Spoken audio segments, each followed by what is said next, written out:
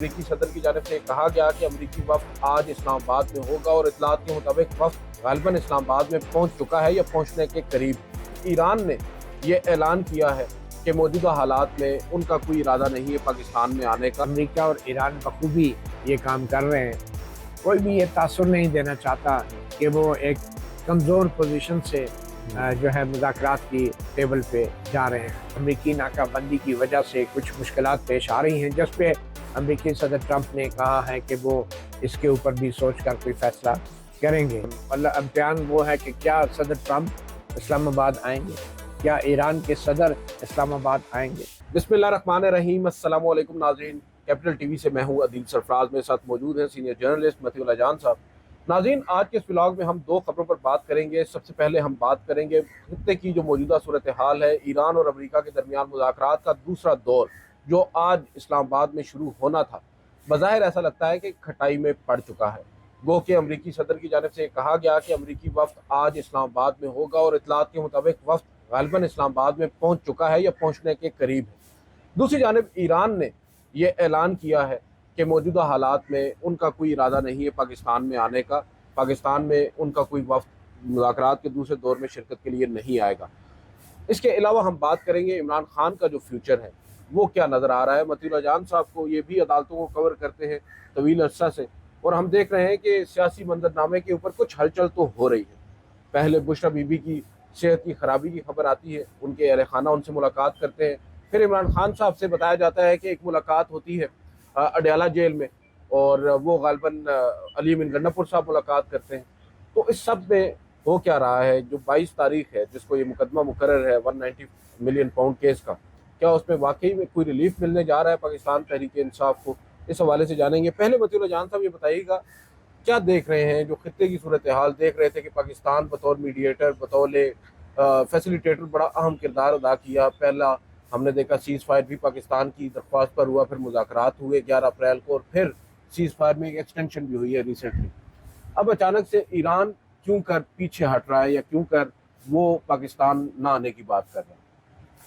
देखिए, ये ब्रिंकमैनशिप है, और ये ब्रिंकमैनशिप हमेशा दो फ्रीक इसका इजहार करते रहते हैं, आंखों में आंखें डाल के बात करते हैं। ये एक स्टेयर डाउन है, घूरने का मुकाबला है, और मुआहदे से पहले या मुज़ाकरात से पहले, और ये अमेरिका और ईरान बखूबी ये काम कर रहे हैं। कोई भी ये तासुर नहीं देना चाहता कि वो एक कमज़ोर पोजीशन से जो है मुज़ाकरात की टेबल पे जा रहे हैं। तो ये इस वक्त जो अमेरिका की तरफ से जो नाकाबंदी की गई है ईरानी बंदरगाहों से आने वाले और वहाँ जाने वाले बहरी जहाज़ों की, तो वो नाकाबंदी एक बड़ी वजह बनी है एक ताज़ा कशीदगी की इस खत्ते के अंदर। और हमने देखा कि ईरान ने भी फिर जो आलमी जो ट्रैफिक है तेल बरदार जहाज़ों की, उसको रोका है, और ये टेंशन बनी हुई है। और अब ये हमें इत्तलात मिल रही हैं कि पाकिस्तान के फील्ड मार्शल ने भी अमरीकी सदर से राब्ते करके उनसे कहा है, राइटर्स ने ये खबर ब्रेक की। राइटर्स की ये खबर है कि ये अमरीकी नाकाबंदी की वजह से कुछ मुश्किलात पेश आ रही हैं, जिस पे अमरीकी सदर ट्रंप ने कहा है कि वो इसके ऊपर भी सोच कर कोई फैसला करेंगे। मुझे ये लगता है कि ये जो अमरीकी नाकाबंदी है ये की इसलिए गई थी कि बाद में इसको हटाकर जो अगर मुज़ाकरात के लिए राह हमवार हो सकती है तो वो किया जाए।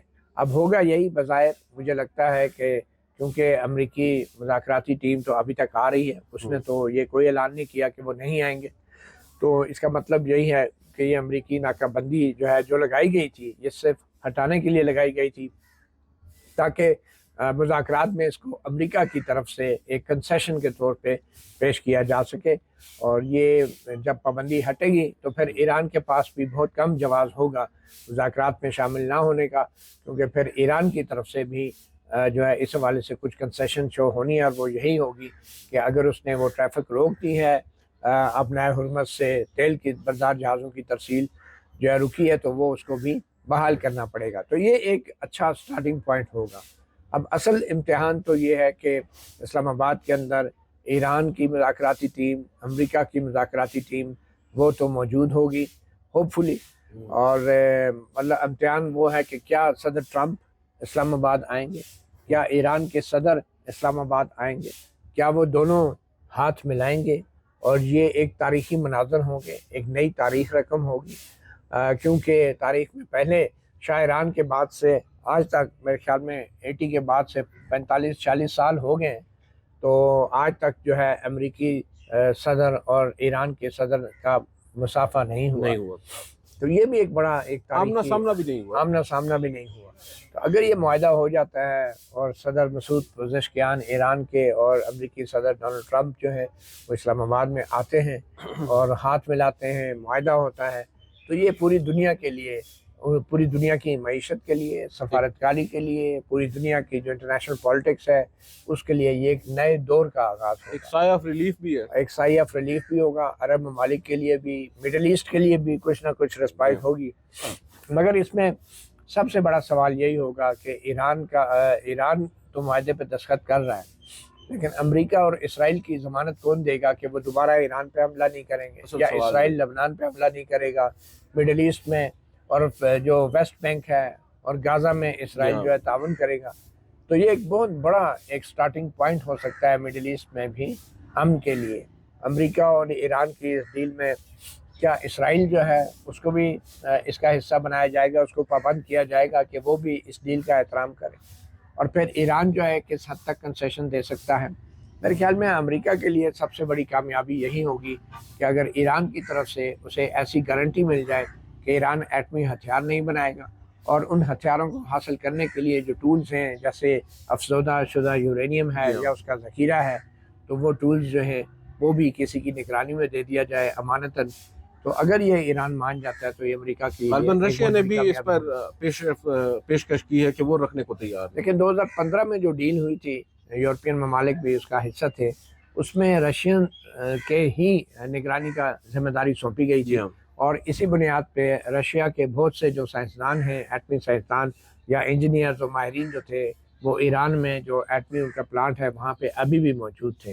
تو اب دیکھنا یہ ہے کہ کیا یہ جو ذخیرہ ہے یورینیم کا، انرچ یورینیم کا، یہ چین کی نگرانی میں جاتا ہے، روس کی نگرانی میں جاتا ہے، یا امریکہ جو ہے جیسا کہ وہ پیشکش کر چکا ہے کہ اگر اس کو دیا جائے تو وہ ایران کے اندر ہی جو ہے اس ذخیرے کو جو ہے وہ استعمال کر سکتا ہے پرامن مقاصد کے لیے بھی۔